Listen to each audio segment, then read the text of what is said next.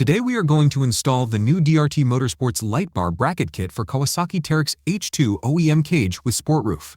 Install time for this item is around 1 hour and can be installed by yourself and comes in at a difficulty level of beginner.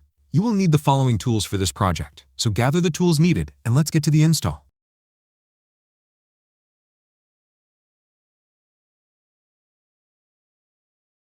Step 1. Trim OEM sport roof. Use this diagram as a reference for the designated cut line. You will need to trim the cage along the molded line. Tape can be used to create a clearer guide while trimming. Using a reciprocating saw, carefully cut along the marked line. Once trimming is complete, use a deboring tool to clean up the edges.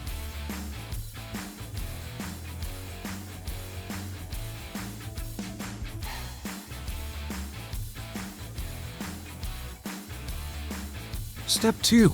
Bolt on light bar bracket. Begin by aligning the bolt holes on the bracket with the mounting points on the OEM cage.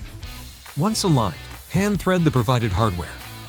The bolt heads are 16 mm and can be tightened using a ratchet and socket.